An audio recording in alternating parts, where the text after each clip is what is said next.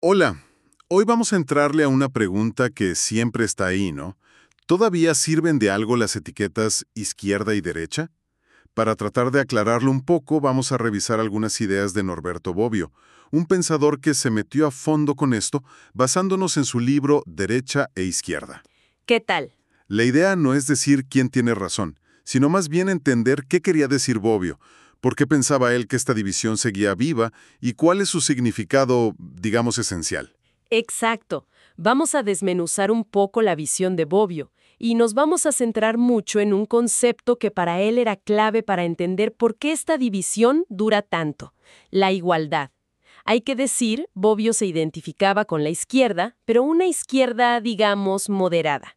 Y su análisis justo buscaba ser una herramienta para entender, no tanto para militar. Perfecto. Empecemos con algo obvio que Bobbio mismo señala. Aunque todo el tiempo se dice ya murió la izquierda y la derecha, la verdad es que la seguimos usando diario. En política, obvio, pero también en los medios y hasta en pláticas casuales, ¿no? ¿Por qué se pega tanto esta forma de clasificar? Pues mira, Bobbio parte de que la política en su raíz tiene conflicto. Retoma esta idea de la relación amigo-enemigo como algo fundamental. Y en ese contexto de tensiones, usar parejas de opuestos, lo que él llama diadas, es como muy natural para organizar la discusión, como progreso y conservación, por ejemplo. Izquierda y derecha, aunque el origen fue casi un accidente allá con los franceses y cómo se sentaron. En la Revolución Francesa, sí. Justo, pues esa etiqueta se volvió la más, digamos, pegajosa y resistente para nombrar esa tensión básica. Entiendo. O sea, es como una etiqueta útil para ese choque de visiones fundamental. Pero a ver, ¿qué le responde Bobbio a los que dicen eso ya fue?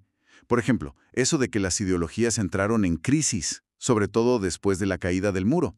Claro, Bobbio se enfrenta a esas críticas.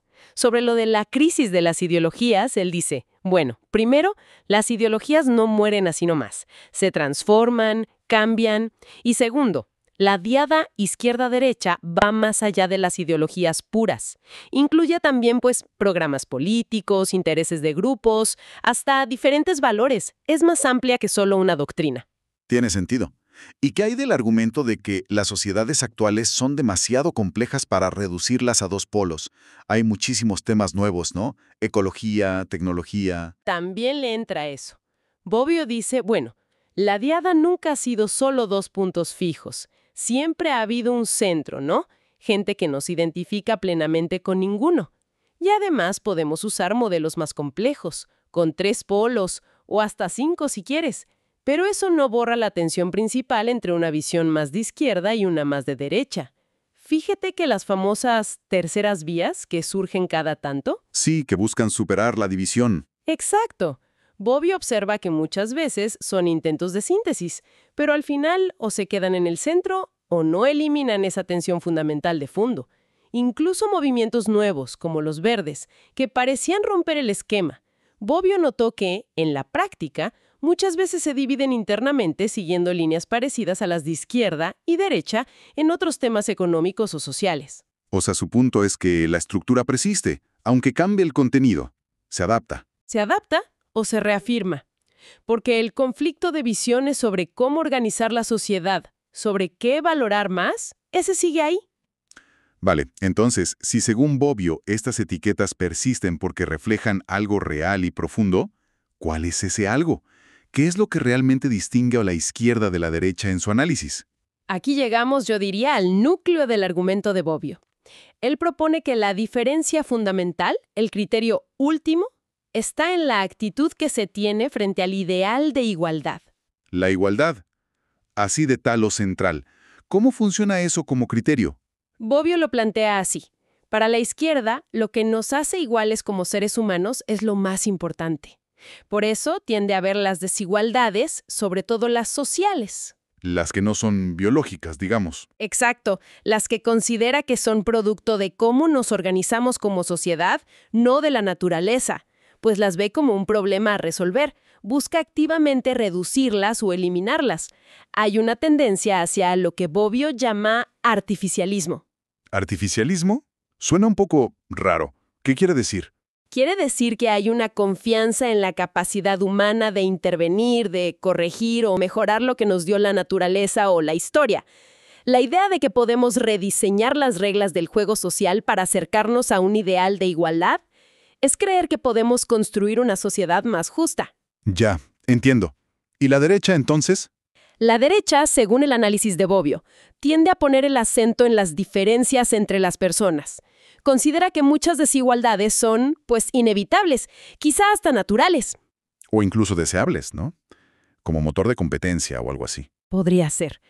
No necesariamente las ve como algo malo que haya que erradicar a toda costa. Está más dispuesta a, digamos, a aceptar las cosas como son, a valorar más la tradición que a menudo pues consolida ciertas jerarquías y diferencias. Hay una frase de Bobbio que lo resume muy bien. Los hombres son entre ellos tan iguales como desiguales. Úrale, qué buena frase. La clave no es negar una cosa o la otra, dice él, sino dónde pones el énfasis cuando miras la sociedad y decides qué hacer. Muy claro. Entonces, ¿qué ejemplos pondría Bobbio de políticas o movimientos que claramente reflejan esa prioridad por la igualdad desde la izquierda? Él menciona directamente la lucha por los derechos sociales universales, o sea, educación pública para todos, un sistema de salud que cubra a todos, derechos laborales. Ve ahí un impulso igualitario muy claro. También considera el feminismo, por ejemplo, como un movimiento fundamentalmente igualitario, porque lo que busca es desmontar una desigualdad histórica basada en el género. Claro. Y bueno, podríamos pensar hoy en debates sobre impuestos progresivos, ¿no? Que pague más quien más tiene. O políticas para redistribuir la riqueza. Y la contraparte de derecha diría quizá que eso desincentiva o que interfiere con un orden natural. Podría ser un argumento. O que la prioridad debe ser la libertad individual para crear riqueza, aunque genere desigualdad. Si quisiéramos ponerlo en términos filosóficos muy generales, podrías contrastar a alguien como Rousseau, que pensaba que nacemos iguales y la sociedad nos corrompe y desigualiza. Ajá. Con alguien como Nietzsche, que pensaba casi lo opuesto, que nacemos desiguales y es la sociedad, con su moral de rebaño, la que intenta nivelarnos por abajo. Son énfasis distintos. Entendido. El eje de la igualdad como el gran diferenciador. Pero aquí salta la pregunta obvia. ¿Y la libertad? El otro gran valor político. ¿Dónde queda la libertad en este mapa de izquierda y derecha? ¿No es también fundamental? Esa es una pregunta clave, y Bobbio tiene una respuesta, yo creo, muy interesante. Él sostiene que la libertad como valor no es lo que principalmente divide a izquierda y derecha. Ah, ¿no? ¿Cómo? Si te fijas en la historia, dice Bobbio, encuentras corrientes que valoran mucho la libertad y corrientes autoritarias en ambos lados del espectro. Piensa, por ejemplo, en socialistas libertarios o anarquistas, que son de izquierda, pero ultradefensores de la libertad. Y luego piensa en regímenes comunistas totalitarios, también de izquierda, teóricamente, pero que aplastaron las libertades. Cierto. ¿Y en la derecha? Igual, tienes conservadores liberales, como los de la tradición clásica, que defienden a capa y espada las libertades individuales y económicas. Y tienes, en el otro extremo, regímenes fascistas, de extrema derecha, que son profundamente antiliberales. Entonces, la libertad no sirve para distinguir entre izquierda y derecha. No como el criterio principal que las separa, según Bobbio. Lo que sí distingue la actitud hacia la libertad es otra división. Una diferencia entre extremistas y moderados. Y esta división, ojo, atraviesa tanto a la izquierda como a la derecha. No es exclusiva de un lado.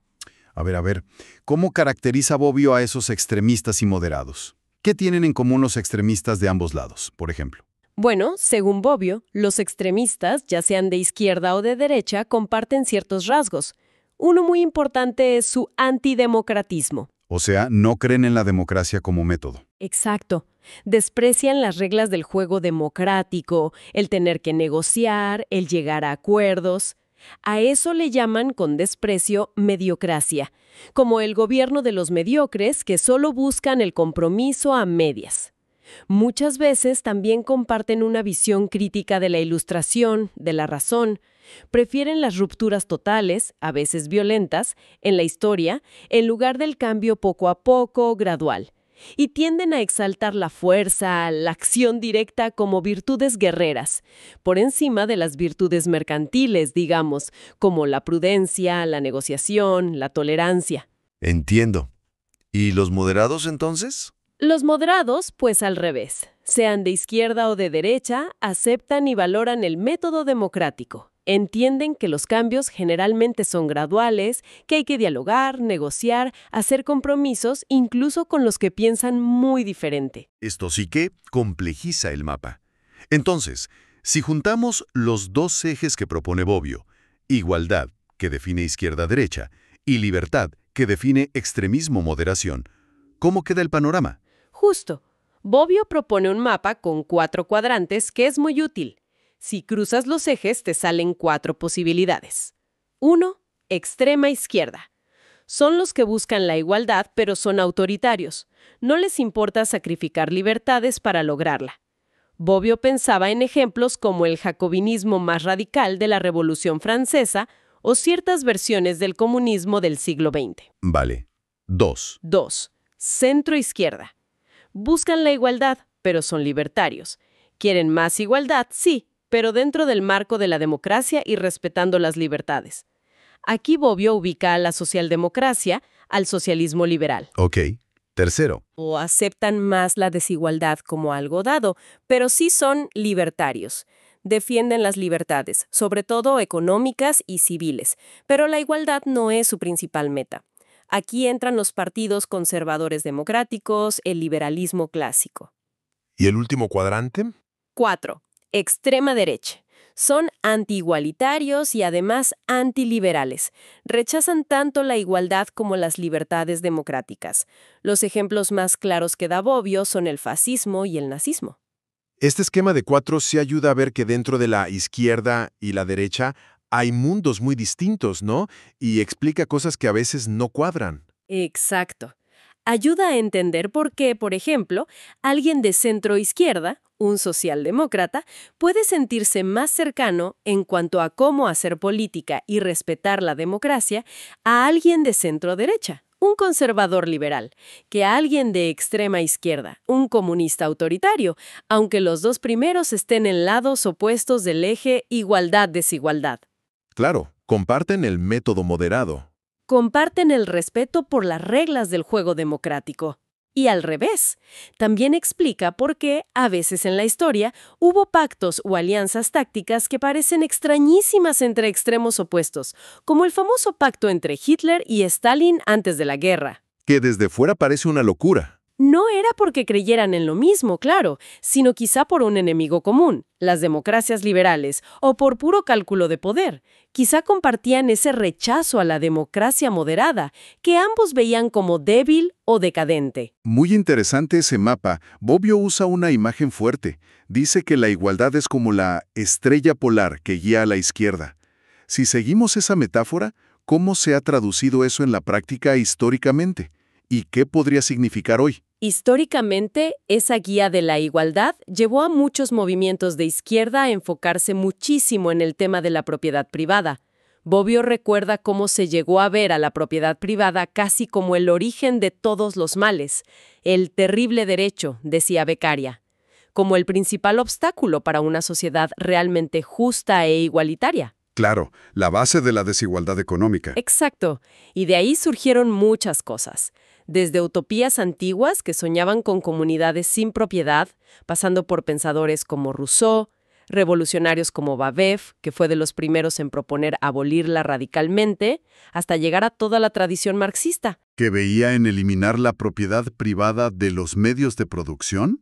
La clave de todo. Justamente. Y también las nacionalizaciones de empresas que hicieron muchos gobiernos socialistas en el siglo XX iban en esa línea, limitar el poder de la propiedad privada concentrada, en nombre de un interés colectivo, más igualitario. Pero la historia del siglo XX también nos enseñó, de forma muy dura, los peligros de llevar esa idea al extremo, ¿verdad? Sin duda alguna, y Bobbio es muy claro en eso, no lo oculta. Él usa un término fuerte. Habla de la utopía invertida. Utopía invertida. Sí, Con eso se refiere al reconocimiento, pues doloroso, de que el primer gran intento histórico de hacer realidad esa gran utopía igualitaria a escala masiva, el comunismo de tipo soviético, terminó siendo un fracaso terrible.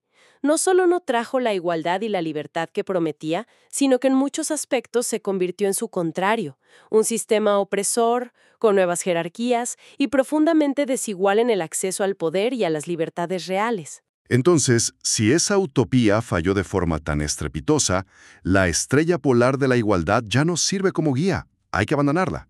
Aquí viene un punto crucial en el pensamiento de Bobbio. Que ese intento histórico concreto haya fracasado no significa para él que el problema de la desigualdad haya desaparecido. Al contrario, Bobbio argumenta con fuerza que la desigualdad persiste y de formas gravísimas, sobre todo si levantamos la vista y miramos el mundo entero. Él hablaba del planeta de los náufragos. Fuerte imagen. Sí, refiriéndose a esa brecha enorme entre el norte rico y el sur pobre, a las desigualdades globales que son brutales. Desde esa perspectiva, la tarea para quienes todavía seguían por el ideal de igualdad, lejos de haber terminado, quizás apenas está empezando en este escenario global. Bobbio incluso comparte algo personal al final de su libro. Cuenta cómo su propia sensibilidad ante la injusticia, ante la desigualdad que vio y vivió de joven y luego bajo el fascismo en Italia, fue lo que lo llevó a identificarse siempre con la izquierda, más allá de los errores y los horrores históricos de algunos que se dijeron de izquierda. Era una cuestión de sensibilidad moral casi. Entendido. Entonces, recapitulando un poco la visión de Bobbio, ¿con qué nos quedamos? No parece que nos dé respuestas fáciles ni recetas, Para nada. sino más bien como una brújula, ¿no? Una forma de orientarnos en la complejidad política. Exactamente. Bobbio no te dice esto es izquierda y esto es derecha como si fuera un dogma o una lista de súper. Lo que ofrece es un marco para analizar, para pensar. Su idea central es que, aunque los temas cambien, aunque la línea a veces se vea borrosa o se mueva, la distinción izquierda-derecha todavía tiene un núcleo de significado importante. Y ese núcleo, insiste él, es la postura fundamental que adoptamos frente a la idea, al ideal, de igualdad.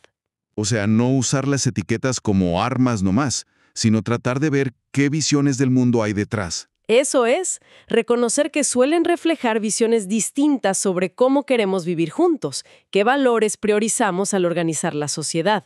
Es una invitación a pensar más a fondo. Y para cerrar, como una reflexión final que nos quede rondando. Pues mira, Bobbio pone el ideal de igualdad como la estrella polar, pero él mismo reconoce los fracasos tremendos al intentar realizarlo, esa utopía invertida. Si tomamos eso en serio y además le sumamos los retos enormes que tenemos hoy, la globalización con sus desigualdades, la crisis ecológica que afecta distinto a ricos y pobres, el impacto de la inteligencia artificial que ni sabemos a dónde va, cosas que Bobbio apenas empezaba a ver, pues la pregunta que queda es, ¿cómo se traduce hoy esa búsqueda de la igualdad para quien todavía la ve como guía? Claro. ¿Qué significa igualdad hoy? Habrá que repensar qué entendemos por igualdad en el siglo XXI. Ya no puede ser lo mismo que en el XIX o XX. ¿Y cómo equilibramos esa búsqueda, ese ideal, con otros valores que también son fundamentales?